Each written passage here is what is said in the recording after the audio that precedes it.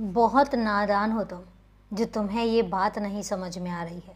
तुम बार बार मुझसे एक ही बात कहते हो कि तुम्हें कितना समय हो गया है, तुमने मुझसे कितनी बार कुछ मांगा है और मैंने तुम्हें दिया नहीं। तुमने मुझसे मांगा है कि तुम्हारी जो घर गृहस्थी खराब हो रही है, जो बिगड़ रही है, उसको मैं संभालूं।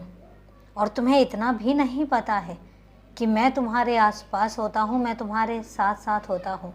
और तुम मुझे बताओ, तुम्हारी घर गृहस्थी इतनी उथल पुथल होने के बाद भी क्या नहीं संभली है? क्या तुम्हारे घर में से कोई बिखरा है, कोई गया है? नहीं ना। सब तुम्हारे परिवार के जितने भी सदस्य हैं, सब सुरक्षित हैं, सब सही सलामत हैं और सब खुश हैं।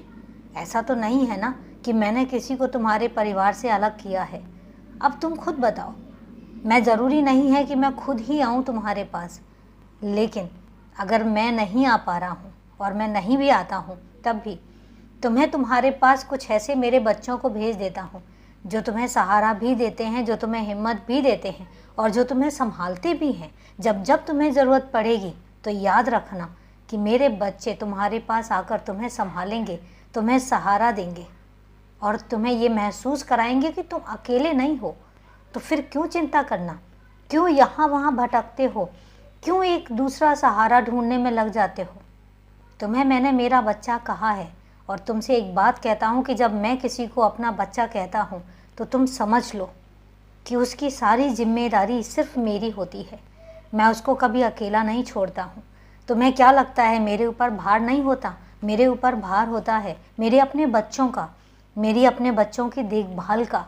और तुम्हें पता है, जब तुम मुझसे इतनी आस लगाते हो, इतनी उम्मीद लगाते हो और जब तुम मुझसे कुछ मांगते हो तो तुम तो मांग कर अलग हो जाते हो, मुक्त हो जाते हो अपनी जिम्मेदारी से। लेकिन उसके बाद की जिम्मेदारी मेरी होती है, तुम्हें संभालने की, तुम्हें कष्टों से निकालने की, तुम्हें परेशान ना होने की। और अगर परेशानियां आएँ भी तो इतनी ना आए कि जो तुम्हें तोड़ कर रख दे। मैं ये सुनिश्चित भी करता हूँ। अब तुम सोचो कि मेरे ऊपर कितना भार होता है। उसके बाद तुम मुझसे ये शिकायत करो कि मैं तुम्हारी नहीं सुन रहा हूँ, मैंने तुम्हारी सुनी नहीं या मैं तुम्हारे पास नहीं आता हूँ। तो ये शिकायत तो बेवजह हुई ना। तुम मेरे बच्चे हो और मुझे समझने की जिम्मेदारी भी तुम्हारी है। अगर मैं तुम्हें समझ सकता हूँ हर हाल में, हर कीमत पे, तो कहीं ना कहीं तुम भी तो मुझे समझोगे। मैं हर वक्त तुम्हें संकेत देता हूँ, उन संकेतों को समझो। मैं स्वयं आकर तुमसे नहीं बोलूँगा, मैं तुम्हें संकेत दूंगा। मैं तुम्हें हर पल ये बताऊँगा कि मैं तुम्हारे आसपास हूँ, मैंने तुम्हें कभी अकेला नहीं छोड़ा। अब ये संकेत तुम्हें समझने होंगे और तुम जब समझ जाओगे ना, तो तुम इस दुनिया की हर चीज़ों से मुक्त हो जाओगे। फिर तुम्हें दुख और तकलीफ़ें ये सब महसूस ही नहीं होगी। तो तुम मुझे अपने आसपास महसूस करो, क्योंकि मैं हमेशा तुम्हारे ही आसपास हूँ। खुश रहो, सदा खुश रहो।